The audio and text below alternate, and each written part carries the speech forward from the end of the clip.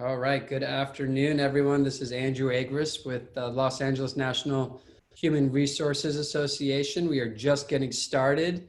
We have Alyson Daichendt with us, and we have Jen Longnion. Jen, I always mispronounce your last name, and you always do it with such flair. So how do you pronounce your last name? It's Longnion. There you go. Say that one more time. Longnion. Longnion. Yes. That's the closest I'm going to get to pronouncing it correctly. So we are at 1:32, and I think we're going to get started because we have a lot of content to cover. We may just take up the entire time with Alyson and with Jennifer and their insight. However, I think we want to try and squeeze in some Q&A. So we're gonna pause it around like 50 minutes or so and see where we are with Q&A and where we are, and then make a decision as to whether or not we'll bring in the Q&A or if we'll keep going. So again, my name is Andrew Agris. I'm the program chair for the Los Angeles National Human Resources Association.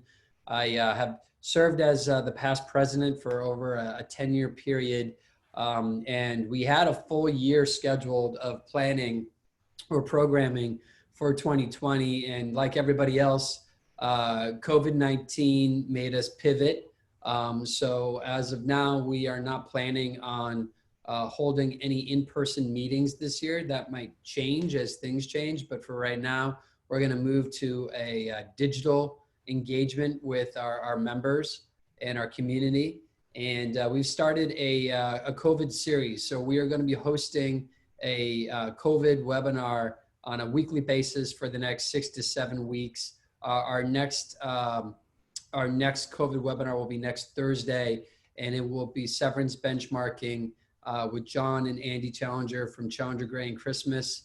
And then we have another return to work webinar with Bethany Ellis from Boingo Wireless, coupled with Nicole Cam and Hannah Swice from Fisher Phillips. And then we're going to have an additional webinar on workers' compensation and business interruption. We have other webinars scheduled, but we'll just stick to those 4 for now. We're really thrilled today to have Jen from Dollar Shave Club with us and Alyson from Deloitte.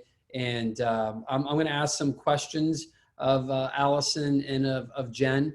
But before we do so, Alyson, do you want to take a quick second just to introduce yourself? Yeah, I'd be happy to, Andrew. Thanks for having us. Hi, everybody. My name is Alyson Daichendt. I am a managing director with Deloitte Consulting. I work in the human capital practice, and I'm mostly focused on consumer, retail, and restaurant customers, and just really thrilled to be here with my very dear friend and colleague, Jennifer, and talk to you all today. So thanks for having us. Thanks, Alyson. We're really thrilled to have you and your expertise from Deloitte, and soon to be a graduated PhD professor, right? Yeah, we'll see about that part. Soon. Jen, do you want to introduce yourself?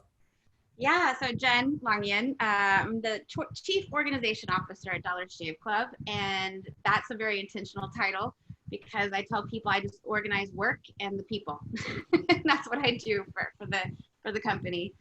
Been with the Dollar Shave for the last over almost 5.5 years. Yeah.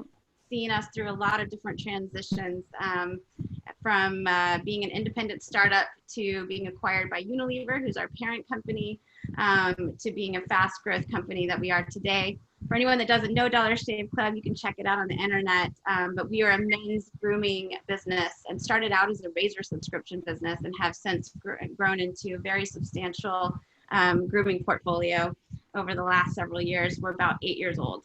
Gives you an idea of the difference between Deloitte and Dollar Shave Club. Best commercials ever, though, by far. Yeah. Well, we're thrilled to have both of you here. We feel very fortunate. Last year, Jen spoke in person for LA NHRA, and it was one of our more popular and well-attended events. So I know that we're in for a pretty engaging conversation. We do have someone monitoring questions. So if you do have questions, please feel free to enter them into the Zoom chat. And as I mentioned, in about like 45 minutes or so, we'll take a look and see where we are with timing and if we just keep going with content or if there's some questions that we decide that we want to answer. So we're just going to get started now. This first question is, I think, for both of you. We'll start with you first, Jen, and then Alyson will go to you. So how has your business been handling the unprecedented times with COVID? Yeah. I don't think we've done anything terribly unique here that other people aren't also doing, in that we've created a COVID response team. We did that very quickly. We shut down our offices on May 13th. But what's important to know is that our manufacturing and distribution never shut down. So I tell people it's not like it's a return to work situation. It's a return to the office for the headquarters teams. And we do have headquarters in Australia and in the US. And so we really quickly moved into the full-blown work from home situation. And while we've done a lot of things to adapt to the circumstances, and I'll talk about those in a little bit, we haven't slowed down. We're still in a full-blown hustle at the company, and staying very focused on a lot of the big bets that we have for this year. And so it's just been an adjustment from that perspective of thinking that we all needed to be in one space in order to be effective, to quickly realizing that we could be as productive or more so in these new circumstances, but having to adjust pretty quickly. And we did. I said we shut down on the 13th, and by the following Monday, we were up and running full speed ahead. Yeah. How about you, Alyson? Yeah, I mean, I think much like Jen, we had a fairly swift response to this. I was looking back in my calendar to think when we stopped travel. And I think we stopped travel sort of in early to mid-March. I think a lot of people were self-selecting to say, I'm not feeling good about what's happening right now. I don't feel terribly safe, and I feel like I need to stop. And shortly after that, we also closed our offices. And our offices are still closed until further notice. Our CEO came out extremely swiftly in the US and said, let's tell you what's going on. We'll tell you what's going on. We had weekly webinars. We still sustain those weekly webinars. They keep us up to date, and they really tell us how we're doing. I think one of the unique things that we've done, which I think has been super helpful, is really amping up on the leadership part of it and leadership's role with this, and then sharing stories about how we're going to manage through it, which has actually made it really personal for us, quite frankly. So people that are impacted by COVID in our workforce, people that have been sick and recovered, to some of the things that we've heard are people that, I think one gentleman talked about being a nurse and going back to the hospital and contributing back into the community. So hearing stories like that actually helped us sort of ease through this transition a little bit better. I think the other thing I really appreciate about our response that we're doing as a firm is we're really focused on the community, because, as we know, a lot of people were hit harder than others by COVID. So things like Deloitte's response has been things like, for example, obviously the airline industry has been incredibly impacted by this. So one of the things we did is we swept our unused tickets and gave that money back to Delta, for example. So these are things that I think they've made really public on our response to this that actually have made me feel better and feel much more a part of Deloitte and the people that I work with. So I'm pretty grateful for that. Yeah, I'm excited to hear just overall as we get into more of this conversation. Jen, I know the background that you have from the OD world, right, and applying that to Dollar Shave Club and the experience that you had at Best Buy and Coke and taking all that to Dollar Shave Club. Mm-hmm. And then Alyson, for you, I mean, at Deloitte, I'm reading the Deloitte white papers. I'm following mm-hmm. Deloitte on LinkedIn. I'm really curious to just get that insight from you because, you touch so many different companies, and Deloitte is, a think engine and a think tank within the space. So, Jen, what is Dollar Shave Club starting to think about with return to work? Yeah, we've been doing a lot of work on that. We have our spreadsheet with our multiple scenarios and the pros and cons. I think that we're all kind of sitting on. And there's still a lot of uncertainty. Not only are we waiting on the direction from local municipalities, but also our parent company with Unilever.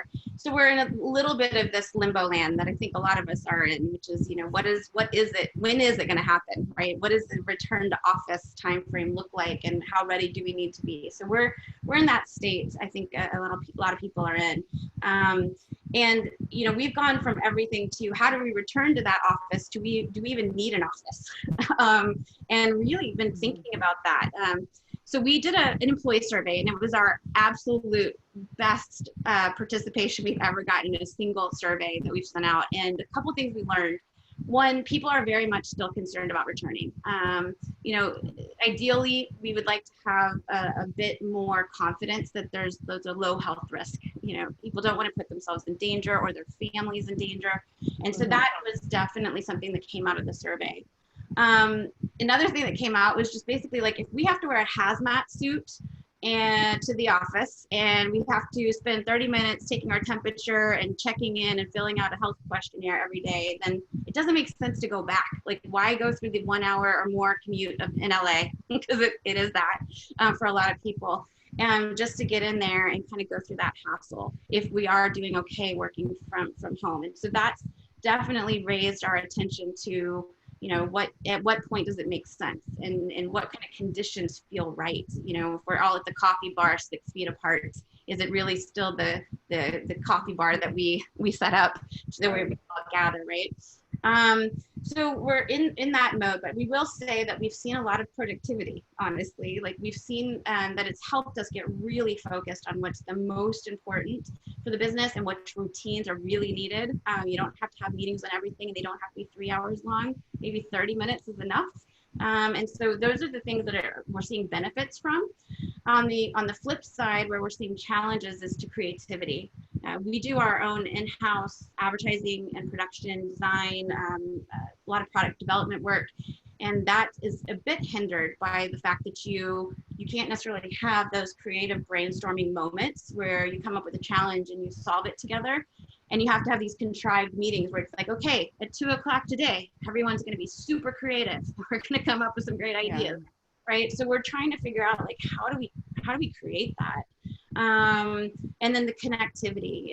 One worry we have is new employees. We have been onboarding new employees. We've been hiring, and you know, are they going to feel the same level of connection that you do when you're there all the time, getting to know each other? Are people still, because we're still small and agile, and our people still play together, work out together, go out to eat together. So that connectivity and that in-person connectivity is part of our culture. So we're trying to figure out, you know, what do we need to do to solve for that? And we're working through everything. And I think the most important thing that's going to come out of this is that we're going to be able to offer choice. So part of our people manifesto is that you have a choice. And we try to offer that in everything we do. And so it may be that we go back to a 70-30 work from office, work from home type of situation, and we make it work for everyone. And that's the thing that's in front of us right now, is how to make that work.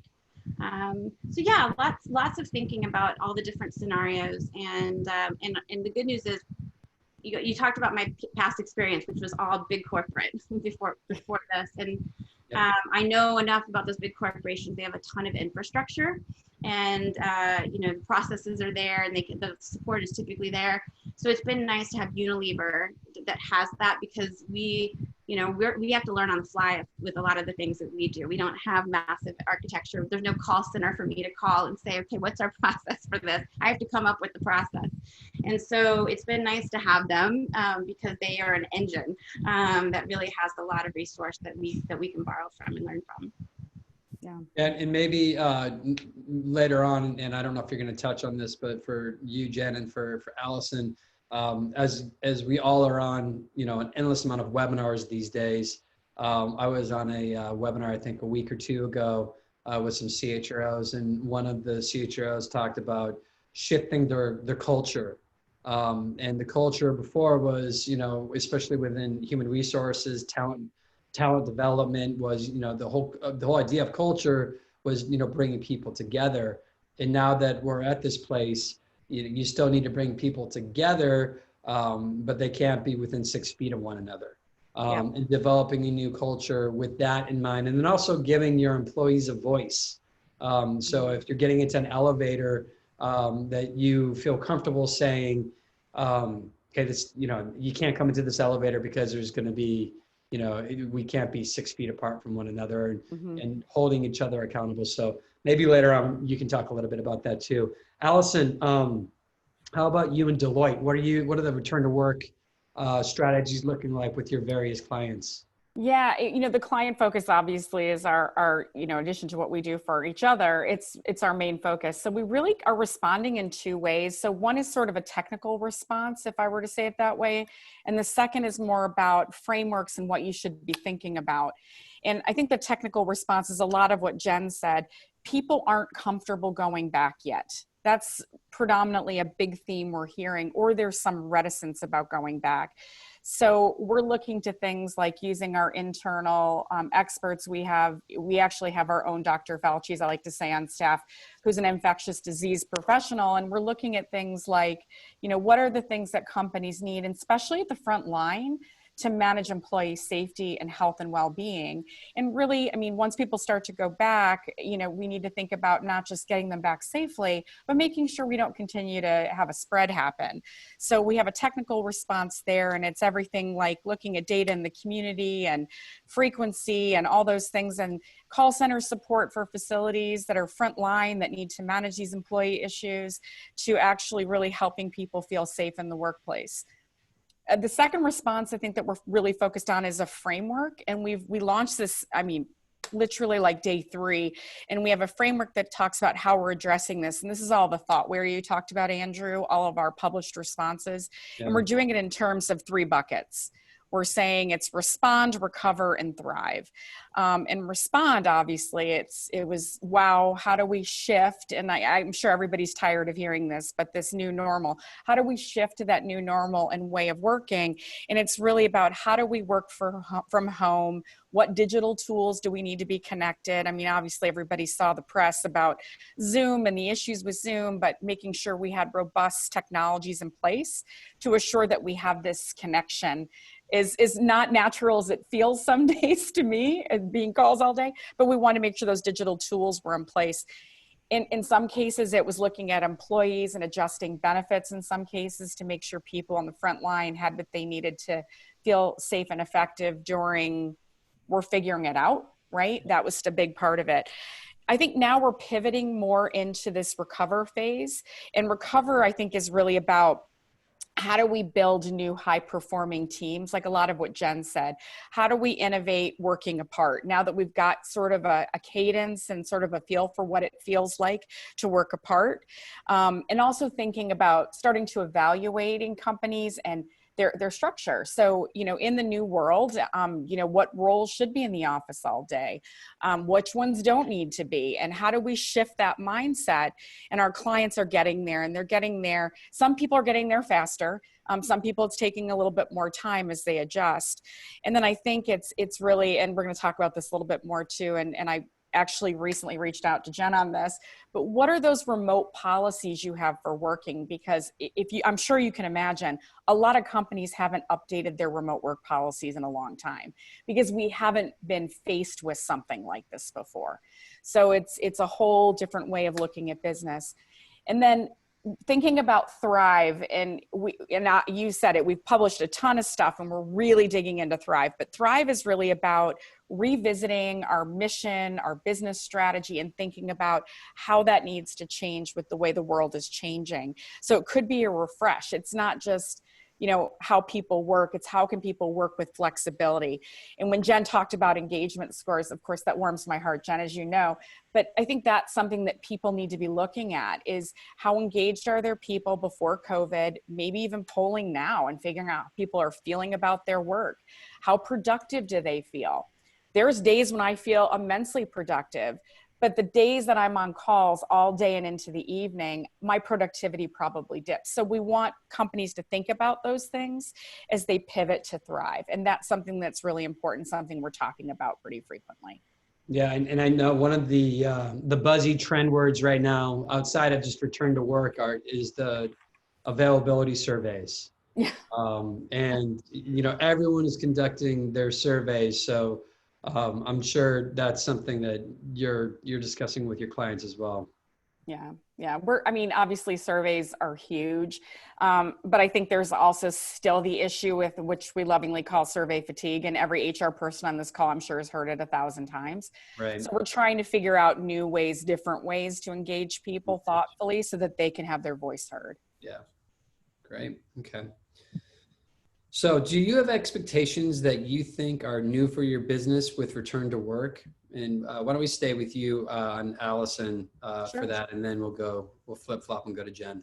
Yeah, I mean, expectations changing for us, absolutely, is the answer is yes. And I think it's another one of those twofers. I think one is from being a consultant now, and I've worked in industry and I've worked in consulting. I've had the pleasure of doing both. Big brands, like I worked with Jen at Coca-Cola. I worked for Nike. I think now that I'm in consulting, there was always this expectation that it's a 4-day work week away from home on the road at a minimum. I've done more, but I think that I'm going to start to see that shifting as we even check our own sensibilities about how often we need to be on the road. So I do see that absolutely shifting. And I think the other piece, and it goes back to that research bit, Andrew, you were talking about, every year we publish, it's the longest longitudinal study that Deloitte publishes. It's called Human Capital Trends. It's coming out next week, by the way, which is very timely right now. And I do think a lot of our research is going to change around that because it's Human Capital Trends is not just for HR people. We actually survey global businesses for it. But I do feel like we're going to see different focus and try to see what people are thinking that's new and innovative, and how do we work differently, and how do we treat talent differently. I mean, lots of our plans are around the gig workers or the temporary workers and seeing a shift with that and providing mobility options. I think that's going to become a much bigger point of emphasis because I think the way we look at talent is going to completely change. Yeah. And it's going to continue to morph as time goes on. So short answer, absolutely yes. Jen, how about you and Dollar Shave Club? I'm actually really excited about the trends document coming out. What's that map that Deloitte produces, Alyson? The one that I like with how you measure impact. I love that. Yeah. I mean, yeah. So and I promise I'll send it to you when it comes out. Obviously all this stuff you can search for it. It's out there. We're very, very, we double down on research. So yes, there's tons out there, but this is a big one for us. I can't say much about it right now until it gets released, but I think everybody will be happy with it. It's very much in line with what's going on right now in the world. Yeah, when that does come up, feel free to send it to me and we'll make sure that we forward that on to everyone on this webinar. Absolutely. And with an NHRA as well. Absolutely. Go ahead, Jen. Always good stuff. And what I love about Deloitte is that you guys live up to the family friendly kind of environment for consulting. Yeah. Isn't always the case. So. So for us, same thing. What expectations have changed? Like I said, we're really looking at every extreme from like all in, everybody go back in and get back to work to, and that's a phrase we use at Dollar Shave Club, get back to work. So there's that, or there's the just get rid of the office altogether. So we're looking at this kind of it's extreme. One of the reasons for that is, for those of us that have become COVID experts in the last 8 weeks, all of a sudden. Whatever that means, right? Right here. But for those of us that have been going through this and been on this like adrenaline kick of trying to provide the most trusted and reliable information, be super responsive to our teams and addressing their concerns, there's a point at which you have to say, like, are we putting things in place right now that are temporary to kind of get through this moment in time? Or can we start to just breathe for a minute and say, what if this was how we always had to work? And we're in that mode right now because we need to kind of come off of the juice a little bit and say, let's start putting things in place that we think we can hold on to, whether we're in or staying home for a while longer. And so for us, that comes into things like virtual office tours for prospective new employees. Can we do that? We love our office space. It's really special to us. But how can we actually give people a glimpse into that world if we're not ready to fully go back in or have that no matter what? We always did bring your own device stipends, so mobile device stipends, but now we're doing Wi-Fi stipends. And we're also doing, so we pay for parking, and LA is this premium, but now we're saying, well, we won't have to pay for that if people work from home, right? So maybe they get that money in their pockets instead. We're using like meal delivery codes, and because we usually do a Tuesday meal together, and we do what we call Taco Fridays. So instead of that, sending out the DoorDash code and saying, hey, buy yourself some tacos, and enjoying some of those. But those are things that we can keep doing, that they don't have to be just part of this. It can be a perk that our employees come to count on. repurposing our T&E budgets. Not a lot of travel happening this year, so maybe we reinvested in our growth and our media exposure. We're, having more online sessions, even meditation. We have a meditation bus that pulls up in the front lot on Mondays. We can do that online and still have guided meditation. And then we're doing group live streams, trivia challenges, the entire company getting on a trivia challenge, and just that's fun. And it's just something lighthearted, but we can keep doing that even, under the new conditions. So that's the thing for us, is just always doing a gut check now about, is this something that's sustainable? Let's not challenge our capacity to plug holes right now and over rotate to a point that we can't, keep it going. And so that's the mode we're in right now. It's like settling in, and what are the things we can settle into for a while. Yeah, I swear, Jen, every time, I think this is the third time I've heard you speak. And when you start talking about what you're doing at Dollar Shave Club, I'm like, why don't I work there? Yeah, work there. We should all work there. Right? That sounds pretty fantastic. All right, Jen, let's stay with you on this question. What are some of your workforce priorities, specifically re-envisioning roles, planning for talent differently, adjusting recruiting practices, making different work arrangements? How is all that applying with DSC?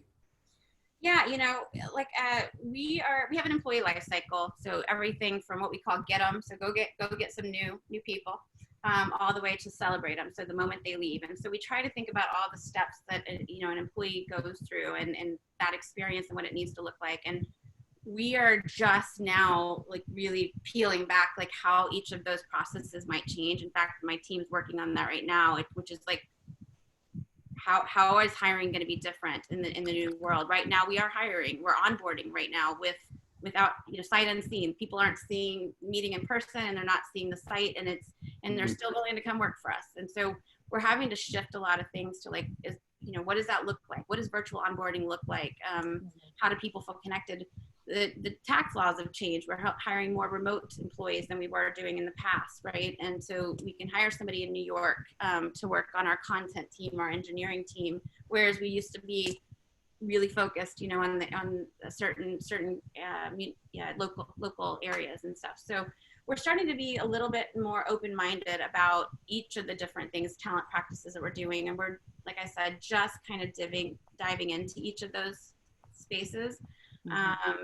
Even the competencies, how do you gauge some of the competencies? What does collaboration look like in a virtual world, if that's something that we care about? And sense of humor, how do we keep that up when people are going through some really tough times?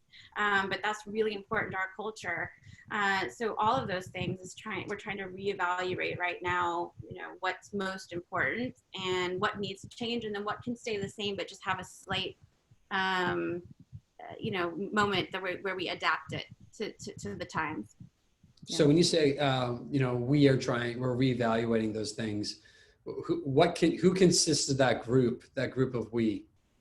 Yeah, so it's we have a people leadership team and also a COVID response team. So it's rewards, the head of rewards, the head of our HR business partner group, head of communications and engagement, and head of workplace experience.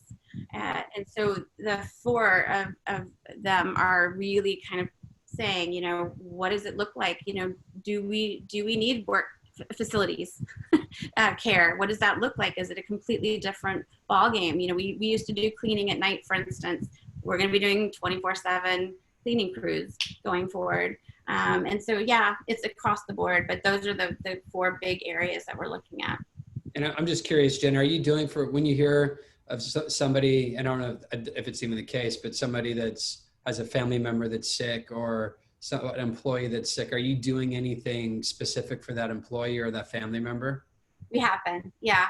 One, I think the good news is a lot of our benefits providers, for instance, they can get, if COVID or someone in your family has COVID, they're covering everything, all the right. treatment, the testing, everything. So a lot of these, which Andrew, well, the good news is we're not having fight for those things. Those things are becoming much easier for us because our benefits providers and even the legislation is starting to do better employee protection. So we're doing that. As far as what we are doing, though, that's in our own hands is, yeah, I mean, one, we check on them probably much more than they would like.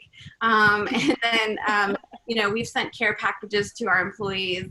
We sell butt wipes, for instance, that who knew that toilet paper would become a commodity. That's right. To everybody. So we're doing a lot of those kind of things, but also for the people that are ill, like we're really checking on them, seeing what they need. You know, if people need meals delivered or if they just need help getting care. One of the things my rewards team is doing now is don't call the hotline, call us. If you need help with something, we will get you help. Like we'll find a way to get you to the right treatment providers. Don't hurt yourself trying to go through a long process of figuring it out on your own. And that's something we're doing, for instance, I think that's really helping. Yeah, I love that. That's great. Make yourself like a concierge service. Yeah. Alyson, how about you? Yeah, well, you know, it's funny. So we take, it's a variety of perspectives in client service, right? So we look at a bunch of different things. I mean, in our own firm, obviously, I talked about a lot of those things. I think what resonates with me from a Deloitte perspective was when you talk about people that have been sick and are recovering, hearing those stories from people who have recovered, to me was inspiring, and just knowing what my firm did to help those people through those challenges is a big deal. It really is a big deal.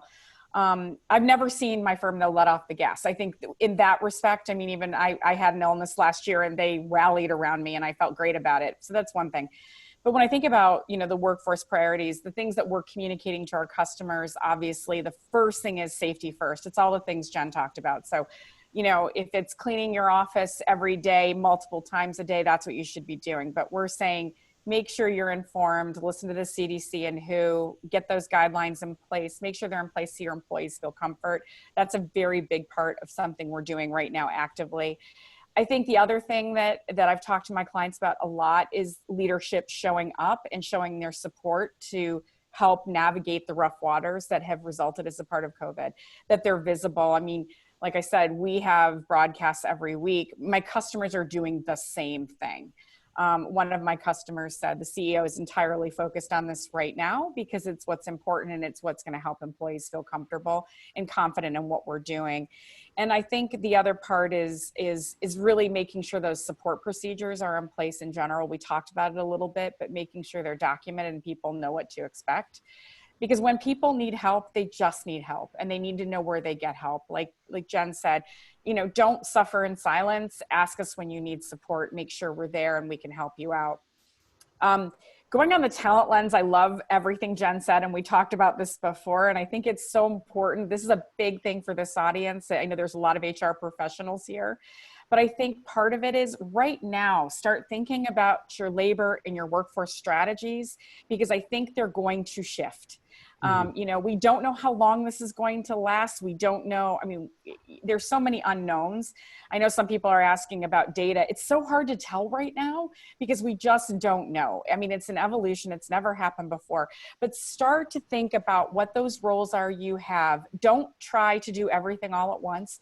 Maybe start with a couple sort of softball areas to see, can we work remotely? And, you know, I remember being a part of a business when Jen and I worked together. We didn't have necessarily recruiters running around Coca-Cola. Some of them worked remotely. So start thinking about those roles that can do their jobs differently. And Jen said it beautifully. You need to recruit differently. You need to put that flexibility into your talent plans and think about roles differently. A lot of companies that are conservative, that's risky for them. So it's really helping them and guiding them through thought evolution around thinking about talent in a very different way. And I know I'm beating a dead horse in this one, but this whole remote work policies literally has come up about 6 times in the last couple of weeks. So thinking about what that is and what you expect from employees is going to be really important. And if you don't have it, I mean, the first thing I did is I reached out to Jen and I reached out to my friends and tech companies because they're a little bit more, they're probably ahead of the game there. So understanding what those things are and how you manage employees kind of well-being in that way, I think is going to be a really important focus for companies. Yeah, and when you mentioned data, that just, you know, triggered something in my mind. I was on a economic outlook call, and they were just talking about right now, everyone wants to know, when is this going to come to an end, and when is the economy going to start, coming back and getting back to normal. And this one economist or analyst was saying, we're not going to know the full impact until months after we've actually come out of the pandemic. So I'm just curious, Alyson, when you talk about data and people are hungry for data right now, wouldn't that apply to that metric as well? That we just need, it's hard to get data right now because we're living through it. We're not going to have the data until, some spaces between us. Yeah, Andrew, I think we're sort of hedging bets right now on data, because I think one of the things I'm seeing people do is they're looking at data that's coming out from like the CDC and trying to figure out where there are hotspots right now, what the medical community is telling us about where there could be potential, it happens again.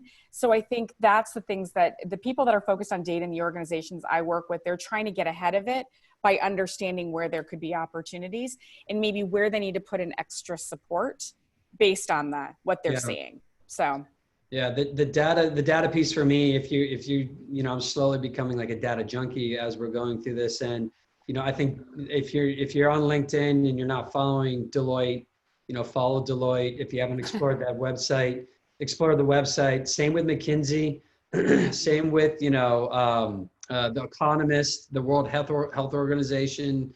They're coming out with a lot of real tangible data that makes it a scientific conversation, right? It isn't just a reactionary conversation. So let's stay with you, Alyson, and then I don't know if you were planning on touching on this as well, Jen, but what is a key lesson that you are learning while managing through the pandemic that will fundamentally change the way you think about work, or i.e. your industry focus? Yeah. So there's so much that's changed for me. And I said this, and I would say this to everybody here. I'd be a horrible change person if I didn't say this too. But I think the big thing for me is really being able to accept what is happening and really adjust where I can. And I think that's just something that I've learned over the last couple months that's so critical, because I don't think we're going to revert back to what we had before. I just don't. I think this is a burning platform for us to change and do things differently based on the learnings that we've had. And I think, Jen, you said it too. I mean, you've learned and you adjusted quickly. And I think that's a gift. We don't really get that opportunity very often to be pushed out of our comfort zone and do things differently. So for me, personally, like I said, I travel, I'm gone 200 plus days a year on a road, on planes. And I will tell you, I know this is a horrible thing to admit, but I do miss my Delta planes, which is like my quiet, safe space.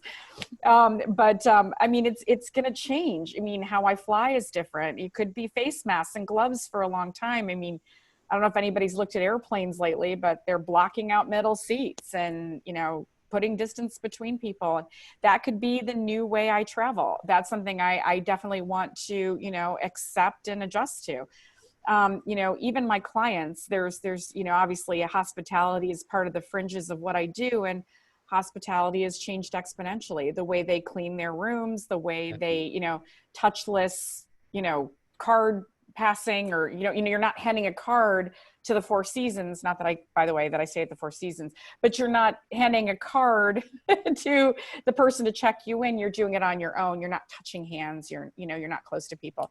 So I think adjusting to all of that, I think is going to be a big change in the way I do consulting.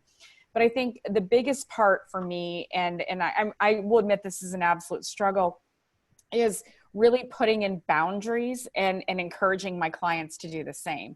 And what I mean by boundaries, and Andrew and Jennifer can attest to this, even just getting ready for this, my hours are much longer. Now, I'm lucky, I'm employed, and I get that. At the same time, I need to be cognizant that being employed and maybe being nervous about the job and making sure everybody's covered doesn't necessarily equate to 18-hour work days. And I'm being dramatic, but I think that's something you need to think about. And if you don't have boundaries, you need to put those boundaries in. So I find myself much more than I used to encouraging my teams, the people that I work with, that work for me, and my customers to think differently about their schedules. And just a fun little thing, I started coordinating happy hours with my customers where we get on the phone and we chat over a Zoom call and we have a drink together, and that doesn't work for everybody, but it works for us. And we stay connected, and it's not necessarily all about the hard stuff that we're adjusting to. It's about just being people and sharing stories. And I love that. Yeah, I think it's interesting when you talk about the hours being worked and setting the boundaries. And when you talk to people about work from home, I remember, I've been a remote worker for the last 10 years, since I came to Bolton. So working remotely wasn't different for me, but being here all the time was different for me. And that there was, a change cycle that, I needed to go through within that. But one of the things that I always heard about before I was a remote worker was people who work from home. They talked about they still went through the routine because they had to, right? And they would go crazy. So they got up, they would work out, they would shower, they would put on like a suit just because they still needed to have that feel. But they struggled with putting in those boundaries of controlling the amount of work that they would do. And I still find myself at like 6:30, 7:30. My wife is looking at me saying, well, it's time to eat dinner. And, you're like, sure. But, I all of a sudden I have like 1,000 emails to get to. And you sent me an email, I think at like 2:00 in the morning. And I had like a back and forth with you where I was like, Alyson, it wasn't what are you doing at 2:00 in the morning? It was 5 a.m. I swear. It was 5 a.m.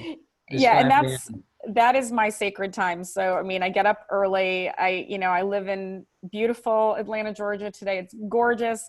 So I go for a run before work, and that's where I clear my head and get ready. I think the sacred part, Andrew, like you said, is the time between sort of core business hours that always stretches over. Yeah. Right. That's the harder part. That's the harder part. And that's something that I'm juggling as well. And when we had that back and forth, I shared, people within my organization, we've had to go to some people and scale them back because now, our clients need us. So we're, on the front lines and we have people who are giving maybe too much. Right. And it's like, hey, you also have to make sure you're not neglecting your personal life.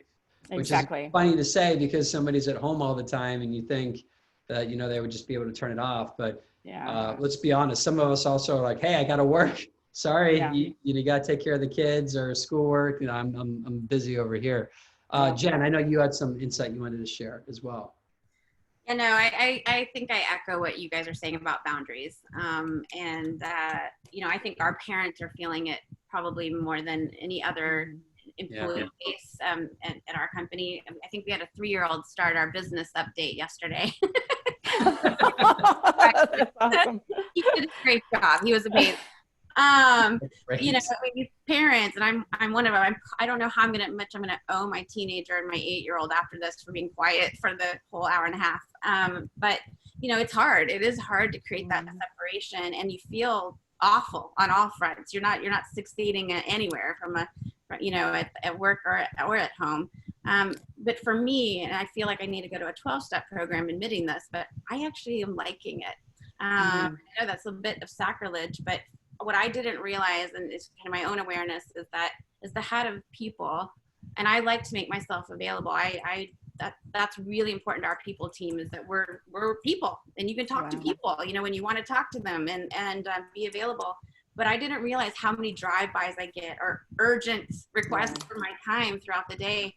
And then I was doing all my thinking, which was useless, between dinner and bedtime, and trying to cram in a whole day's worth of productivity and work into that time frame. And I didn't realize just how much I kind of needed this moment to just rebalance, create boundaries. I think people like me better. My family, people at work. I'm not as edgy as I was, or are frustrated when I can't help someone. So I do think, I think it's important for all of us to remind ourselves of what we need for ourselves to be successful, because at the end of the day, you can't contribute if you don't have that. And that said, I also recognize our business has been okay through this.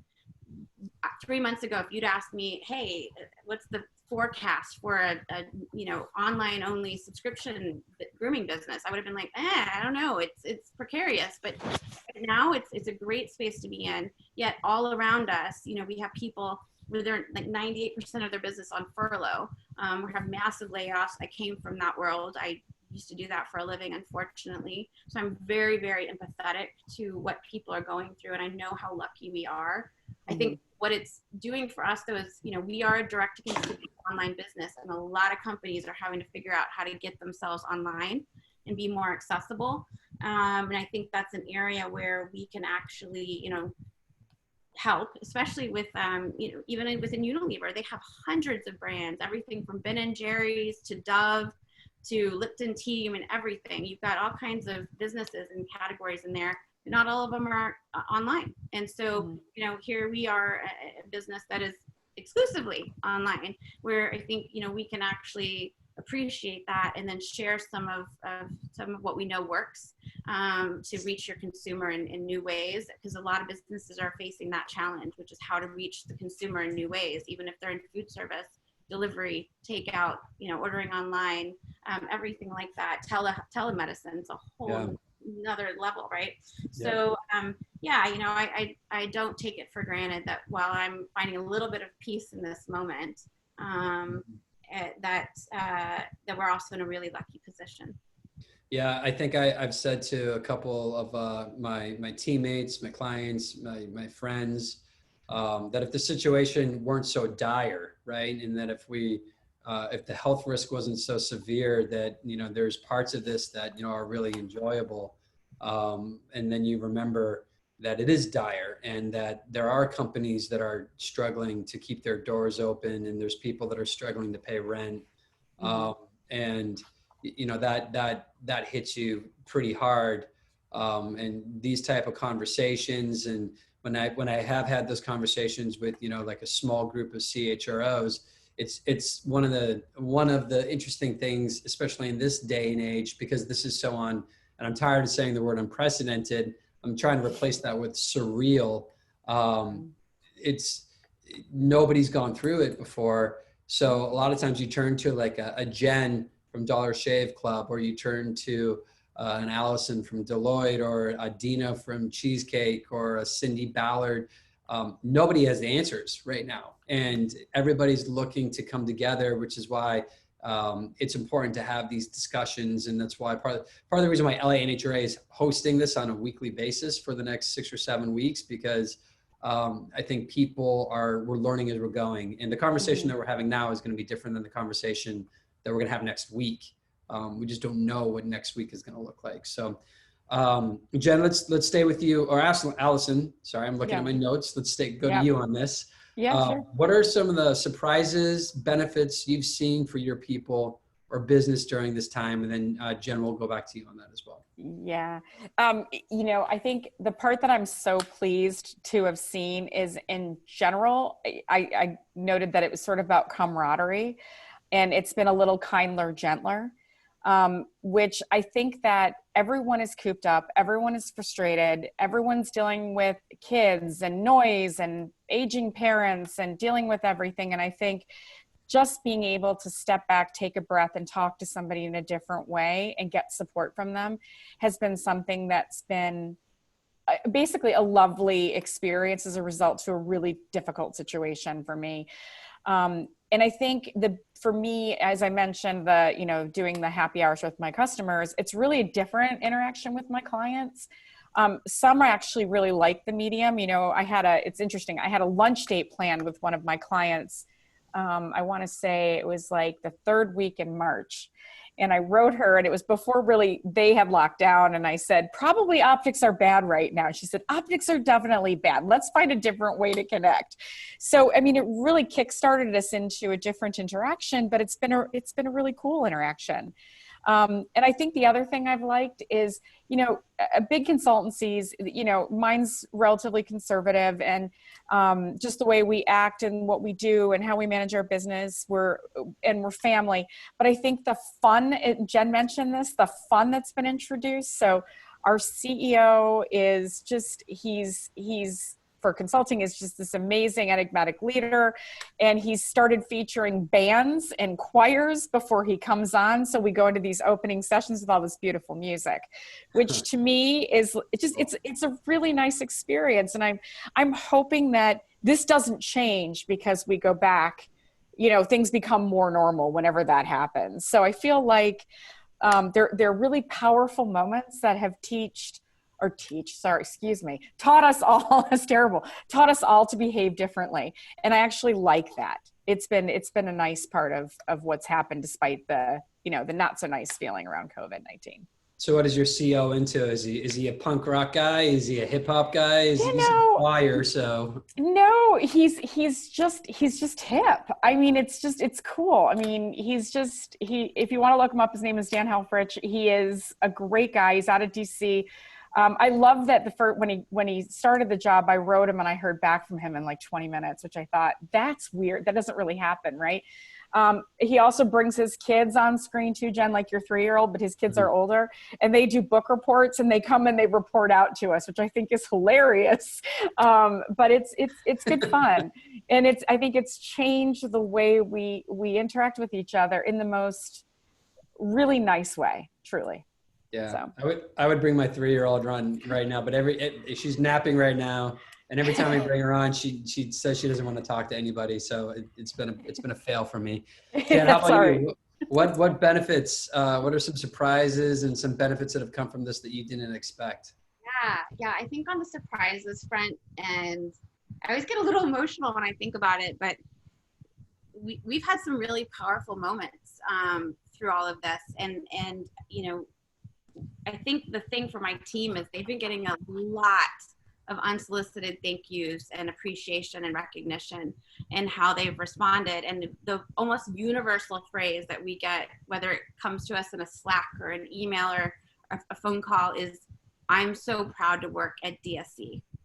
And there's nothing better for a team of people whose entire job is to make sure that people have a really good, safe, amazing career experience, to hear that. And my team will tell you, I'm the first to not like to take a lot of recognition, because our jobs are fairly thankless. And I always say, if we're doing a good job, then nobody notices, then they won't do anything. But to have that has been an amazing feeling for all of us. And I think what it's also taught me is I had to start this department, and I've had to learn HR too. I was not a traditional HR business partner, so I've had to learn a lot in the last 5.5 years. And to know that we've put enough in place around protecting this culture and providing this excellent experience, that people are recognizing it. And our culture standing up in a time of crisis, and that is amazing. And you don't know sometimes if what you're doing is the right thing or the good thing until it's tested. And we've been tested, and it's just been nice to see. And I'm taking a little bit more time with the team to just reflect on that and appreciate it. And our leadership too really has stood up. My boss is the guy in the commercials, for those of you who know the commercials. And he is definitely a character. And you never know what outfit he's going to show up in on our conference calls. So we are definitely keeping it real. And, but it's really nice to see how strong the culture has been. And I don't think I would have thought that just even 3 months ago. Yeah, I think, that's great to hear, Jen. And I think you're talking about validating moments. Yeah. And anytime in life, personally or professionally, when you have a lot of intent and deliberation behind something that you're implementing, when you have those moments where it validates the energy that you put into it, those are pretty special moments to have, and they're rare. They don't happen all the time. They only happen once every few years, because we think we know what we're doing, and we think we have like a real strong sense of it, but until you have that moment, you're like, that was the right strategy. That was the right direction to take the company, or, your own personal life. It applies to both. So last question, and then we're right around an hour. And I think there's only 1 or 2 questions that popped up. So if you do have questions, feel free to type into the chat room right now. There's one that we'll touch on momentarily, but Jen, we'll start with you, and then Alyson will finish up with you. How has your role personally been impacted? Yeah. So my role, I think I mentioned, is a bit broader than just the HR team and as a COO. And I'll tell you, like, most aspects of my job have just gone to the wayside. I'm really, really intensely focused on our people right now. And so I call it being, Maslow's hierarchy of needs. That's where I need to be focused. And so while I need to be working on our planning process for next year, and I need to be thinking about a lot of other things, I'm thinking about safety protocols in our plants. Like that's where my head's at, and I needed to really shift gears pretty quickly, and that's something that's been a bit of a shift for me from a role perspective. End of much, right? And I think this is also taught me, we change management 101. I think you said it, Alyson, accept it for what it is, right? And then work from there. And I think we're doing a lot of that, but we're also more prepared than I thought. And I think that's been a really good thing. So that's definitely shifted. I think the last thing I'd say from a role perspective is that we're expected to have a lot of answers in a time when not a lot of people have answers right now on this disease, on our working conditions and what we should expect. And, I'm being asked to share a lot of things, and I'm like, I don't have it all figured out yet. Like, I don't know, I can share what I've got, and I think that's something that I really appreciated about the community right now is that we're sharing, like, a lot of us that, especially in these roles where you're told to covet what you have and you can't share, and it's sensitive or whatever, confidential or proprietary, we're really not doing much of that. We're sharing whatever we can with each other, because this is a time when all of us are kind of in the same boat trying to figure stuff out. And I appreciate, Andrew, that you've created, a community, an email. We have an email chain of a lot of us in these head of HR roles that are trying to just share whatever we got, whatever we know today, and whatever we're trying. And I think that's been really, really helpful. And I've appreciated that we've created new community out of a really bad situation. And so it's been a shift for me from a role perspective, but also really, some really good positive moments, and reconnecting to the networks that we have. Yeah, the transparency I've seen with almost all companies has been something that I've noticed, and then the coming together for sure. And I know that sounds like a cliche, but just the chat rooms and the executive rooms and that I've been a part of, it's everybody is sharing everything. And anytime I ask, hey, is it okay for me to share this with another group of CHROs, the answer is always yes. And people aren't holding it close to the vest. Alyson, how about you? From a personal perspective, I talked a bit about this, but I think that part of this is accepting that this is going to continue to evolve. I was joking with somebody, I can't remember, it's been a couple of weeks now. It feels like, one day in COVID feels like 2 weeks in a normal kind of being, which is, right, because we're evolving so quickly. And I think part of it is to focus on controlling what you can and not what you can't. So my sort of mantra has been, give to the community where I can. Like one of the things I did when all this stuff started is, the local places like local restaurants and those types of things. It breaks my heart that they're suffering, and I've seen some of their business models changes. So support them and the things that I'm doing. And in my own job, just control what I can. I'm keeping up my relationships with my customers, making sure they have what they need. Focus on collaboration and teaming. That's super important. Make sure my folks are looked after. That's another big thing that's important to me. Because I don't work in an environment where people are on the front line, but I support those people. I'm also trying to stay sharp on what's coming out. So I've spent a lot of time investigating what the CDC is saying, watching the news, just really keeping even more sharp on the outside. So those are things that, we have tons of great stuff inside Deloitte, but really looking at the entire landscape and figuring what I need to bring forward. I don't know what's going to happen, overall. I mean, like every day is a new day. So I'm just trying to be patient and manage through that as best I can. So. Yeah, I think we all are. Yeah. All right. Well, we are at 2:31, and We have some questions that we can go over in the chat room. I also wanted to note, to give Heidi Pancake a quick shout out, because we were talking about boundaries and setting boundaries. And first of all, I think Heidi loved your idea of Delta. She said that sounds fabulous. There's the getting back to that world, but Heidi said we are sending a company-wide email to remind folks that they still need vacation and encourage them to use it, even if this is a work from home reality. And Heidi, I think that's a great point. Thanks for sharing that. Heidi Pancake is with the Leaf Group. And we have people that are taking vacations at my firm as well. And it made me think, I think I need to do that. Yeah. I haven't done that yet. Yeah. I don't know personally how I would do that. I think I would go crazy if I stayed home and took a vacation. But I think it's a great point. So William Rojas asked, one, is remote work the new normal? What percentage of work do you consider can be made permanently remote, recognizing each industry is different? So do you want to take that, Jen? And then he also asked, how long would it take to make this change permanent? Wow. Go for it, Jen.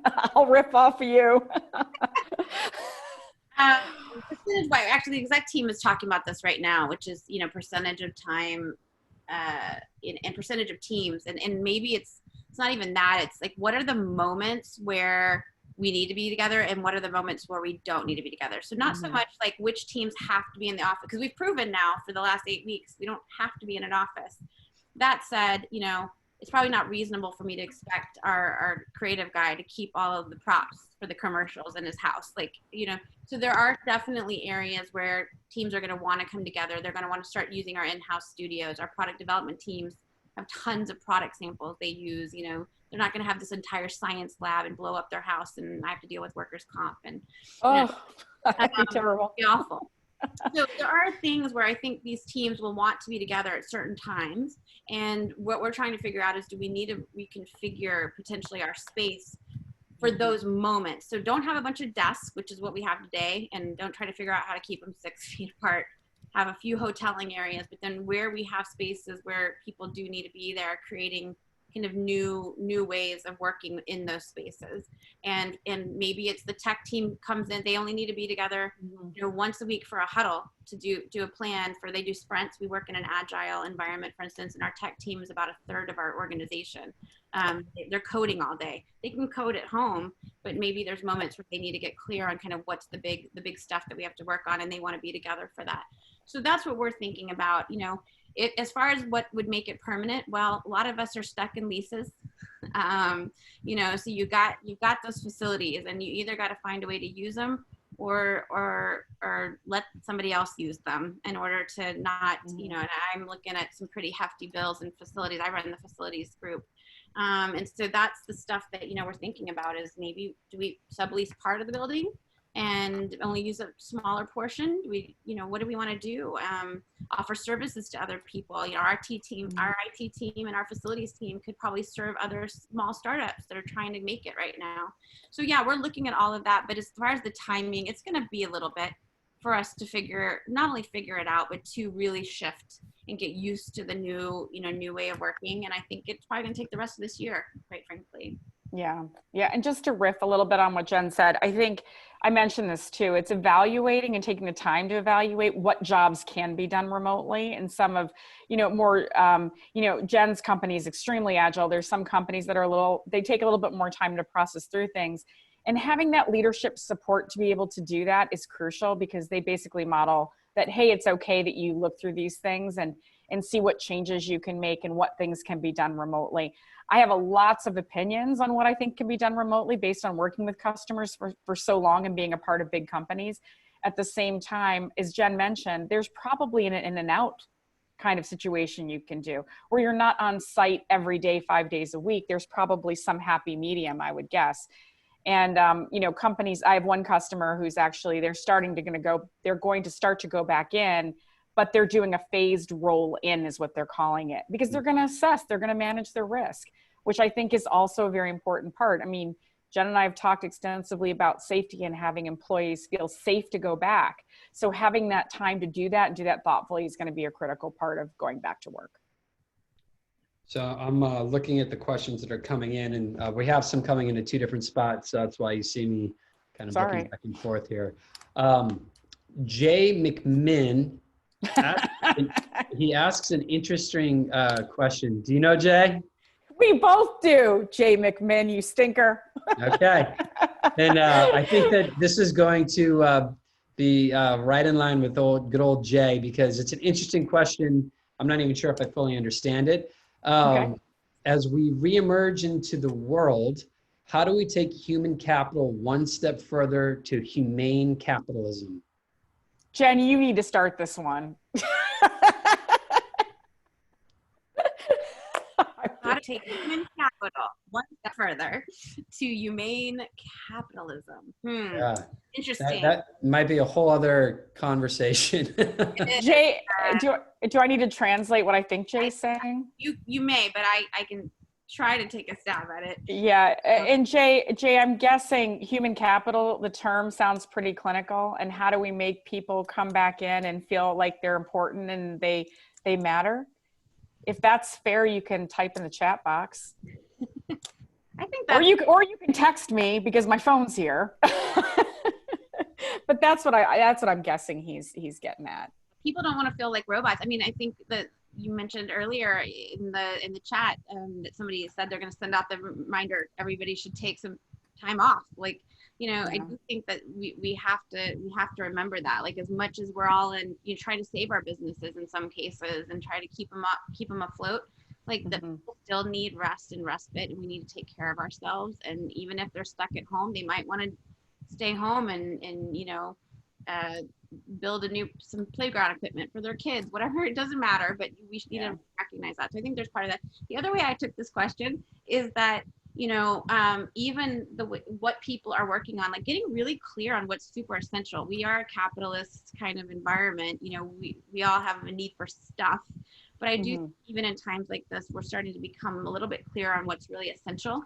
I learned really quickly that the most essential people in our business, that the rest of us could probably go home, because we're a subscription business, right?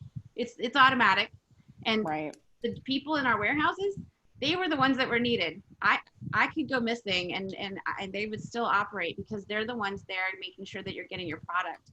And so, you know, one, are we all clear on like what we really need to live comfortably, and you know, and are we focusing on those areas where people are needed, and treating people really well, and especially recognizing that some of those people are truly what keep your business alive and keep the heartbeat.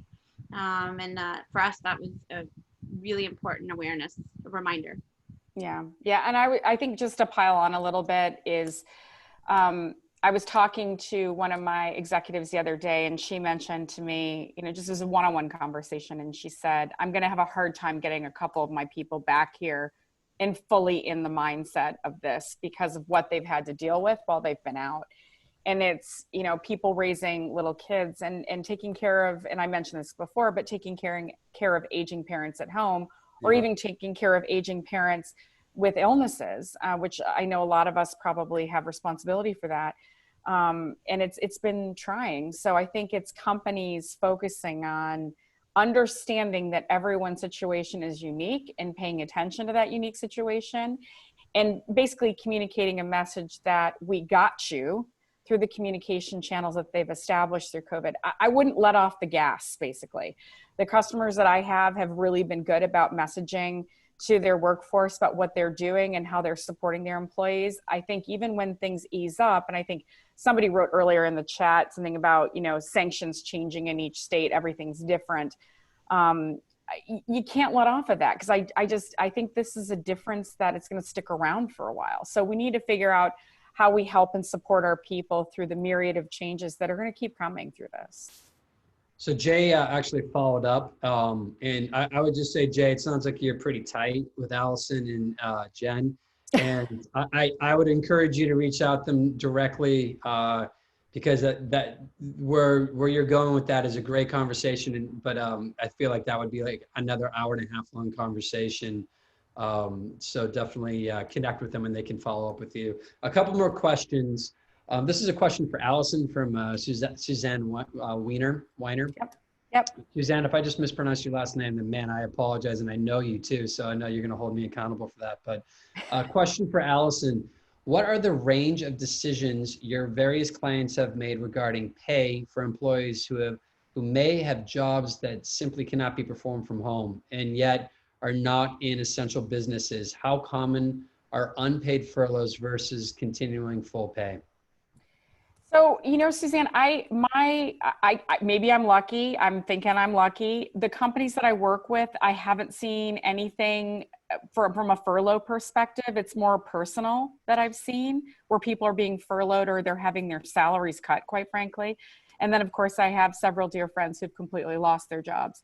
So from my customer's perspective, because I work in consumer, like Jen said, there's a I was going to say a bounty on toilet paper. My customers are doing okay. And they haven't made many changes. Where I've been focusing my energy and support for them is really workplace cleanliness, to be honest, on the front line. So I'm sorry I can't speak to that specifically, but I know we're publishing quite a bit about what companies are doing that have those issues. And I'm happy to catch up with you somehow offline and we can talk about that further if you would like. Great. There's two questions that are somewhat similar, so I'm going to merge them together, and I'm going to have to find the other one. So just bear with me. And this is for both of you. The first portion is it's from an anonymous attendee. How are you recognizing? Yeah, very mysterious. How are you recognizing your employees who are doing great work at this time? And then Patty Trolio, where are you, Patty? And asked a similar question. Can you discuss your ideas for employee engagement in the new work world? What, if any, recommendations do you have to transform the employee experience? What will you be focusing on to recognize and reward them for their contributions and performance? Jen, do you want to start with that? Yeah. So, I mean, a couple of things. I'm going to start with the second part first on the kind of broader employee engagement stuff. You know, we are definitely thinking about what we do today and whether it's still relevant in a more remote workforce. But there are a lot of things that we do today that do work. So we do spot bonuses, for instance, where you get recognized, you know, for doing an excellent job. And I think one thing that we've instituted during this time, and again, hopefully it's a practice we take forward, is that every manager has to check in with every single employee each week. So no one-on-ones once a month. Every week you need to be checking in with your employees. You need to make sure they're okay. Even if it's just a shoot the bull kind of talk, that's fine. But if it's like, you know, getting clear on the priorities, we're also sending out emails at the beginning of each week about here are the priorities for this week, because it's harder to focus everybody. But when you have that kind of rigor that we're starting to, you know, put in place, and again, making sure that people are doing more of that, it's easier to hold people accountable to and reward them for when they are hitting the things that you've said to focus on. But it's requiring some new management practices about being more diligent about make sure people know where to focus, because they're home alone, and if left to their own devices, and you know, they may not know that that's where you need them focused. And so getting much clearer about that. And then rewarding people and recognizing them. Sometimes it's just that when you're on a video call, our engineers are actually amazing at this. They do shout outs in every one of their meetings, and they're so good about it. It's, you know, they take the time to say like, that was a great job. You know, thanks so much for this. And they do it on a regular basis. They work in squads or cross-functional teams, and they're really good about it. Some of the rest of us have got to get better. I do the shout outs and wins and stuff, but sometimes that's what matters most to people. When you talk about the compensation aspects of it, we haven't really gotten there yet as far as, you know, what's the upside potential of kind of recognizing people, and then how does that pay off on a broader scale. But that's one of our big challenges right now is, you know, when sight unseen, how do you know people are working? How are you tracking that kind of productivity and performance differently? Like I said, in a tech org, it's a little bit easier because we know if something gets done, it's been a productive week, and if it doesn't, it doesn't. but you don't always have that. And so that's what we're working on right now. But yeah, a lot of things that we were doing already, we're able to do virtually, and that's been good to see. Yeah. Alyson, maybe you can speak to one of the points of those questions was for those employees who are not furloughed, but they're not in an essential industry, but there's really not much work for them to do. So maybe they're just, cooling their heels at home, but they're still getting paid a salary. Are you coming across any scenarios with your clients where you're engaging and, I'm at home and I make X amount of dollars, but there's nothing for me to do other than just be at home, but you're still paying me? Yeah, no, not really, to be honest. I think the people that are maybe don't have as much to do based on their role are pitching in other places. I think that's where I was going with the whole theme about camaraderie. I mean, I think people are helping each other in the businesses that I work in. And I feel like people are working longer, the people that I know and my customers. And I think some of the things are just changing. Like we talked about restaurant work, and I have a restaurant customer, and what they're doing is they're just repurposing roles. So they're not suffering with regards to, because you can't open the lobby, but you can, if it has a drive-through, you can double down and put your talent into the drive-through, and you can deliver meals. And there's different ways of managing through it. My consumer companies, like I said, I think they've more or less just kind of absorbed other responsibilities or activities that aren't too far off from their day jobs. But I haven't seen or heard, or I'm dealing with people who are cooling their heels at all. Not at all. I think everybody's working harder, trying to work smarter, and trying to support their business through the pandemic. Yeah. Well, I think the answer is pivoting, right? Yep. If somebody doesn't have like a position where they can continue to function in that role, then you find another role for them that they can contribute in. Yes. This is a good question that has come up again in a couple of the smaller CHRO conversations we've been having, talking about different states or talking about companies that have different facilities in different states and also globally. The question comes from Wallen. No, just curious about a national company like Deloitte and how you are managing staff, as you may have offices potentially in states that are reopening earlier than other states. That's a great question for you, Alyson. We're not opening. I mean, we're making sure we have a handle on it as a firm. And when the firm and our leadership feels comfortable reopening our offices, we will. So that is incumbent upon me and other people in leadership roles to make sure we're checking in. I think somebody asked something about engagement too earlier in the call, and I always think about engagement as best done manager to employee, right? That's where it's most meaningful. Like Jen said, it's not about monthly one-on-ones. I talk to my teams every single day.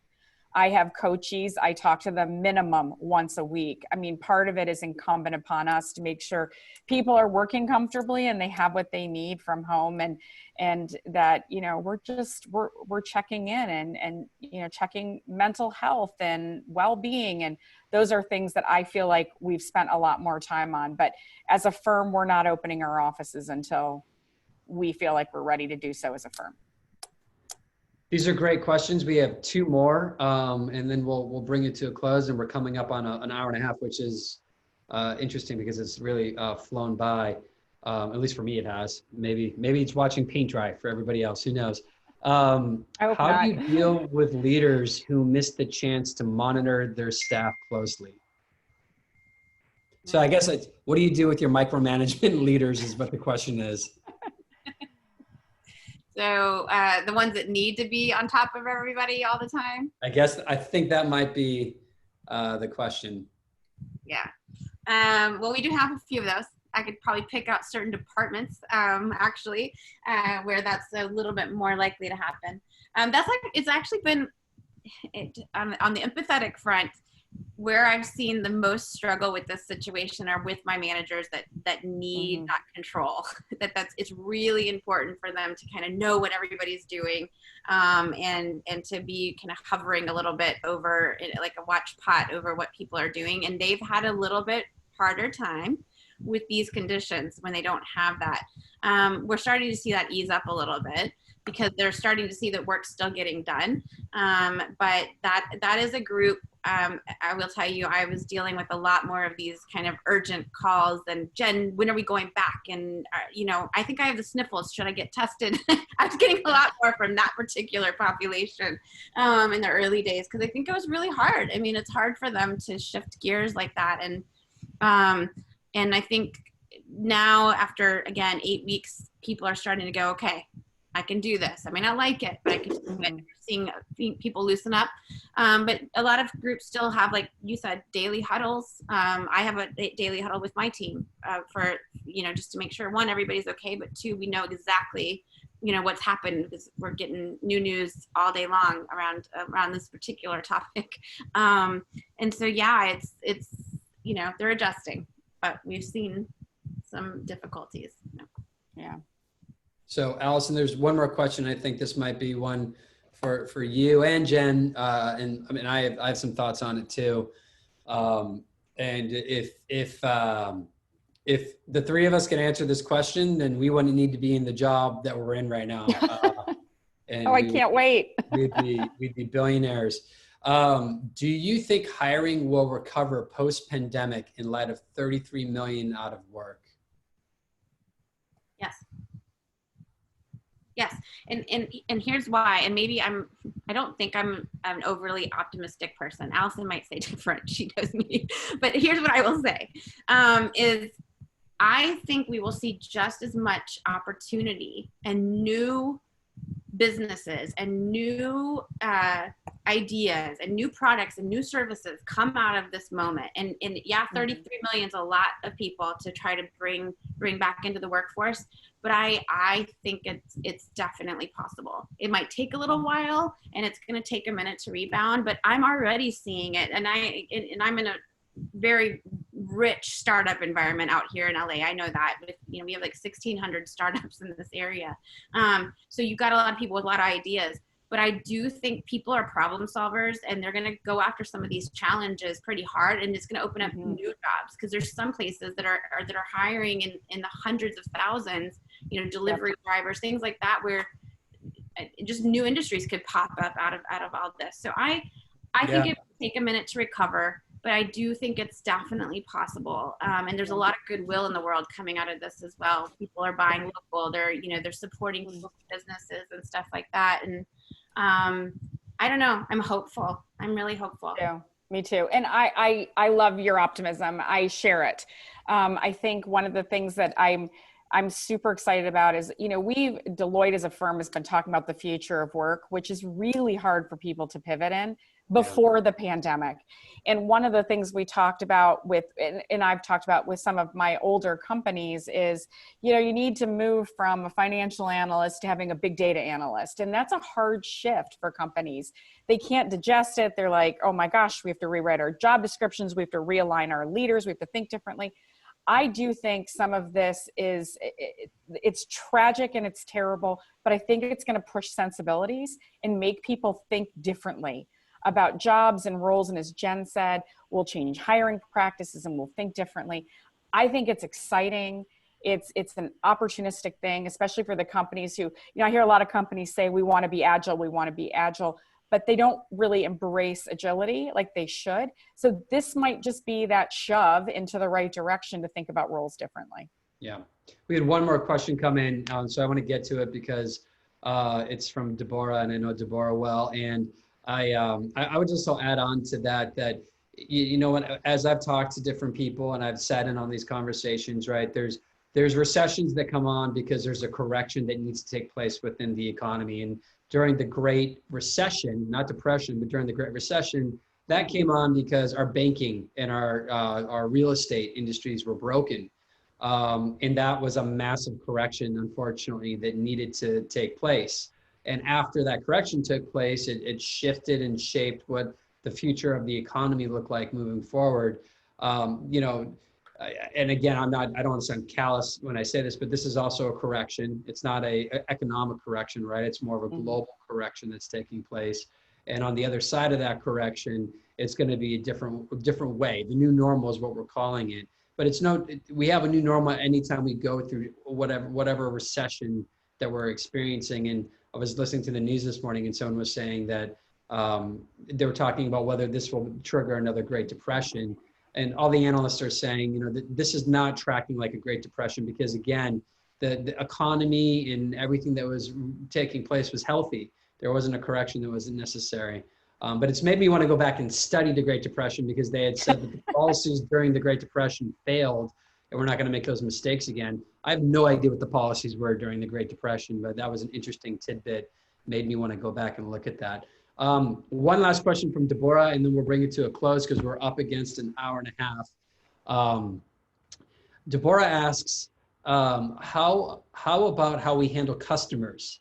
I have customers coming into our essential business in Arizona that are refusing to wear masks, but I don't have this issue in California. Deborah, you don't have protesters in California? I was going to say, I mean, everything we see over in the East is protesting. Right, right. So, I mean, have you experienced that, Alyson, with your clients in Deloitte? Have you come across an issue where you have clients that are coming in and they're not abiding by the social distancing regulations?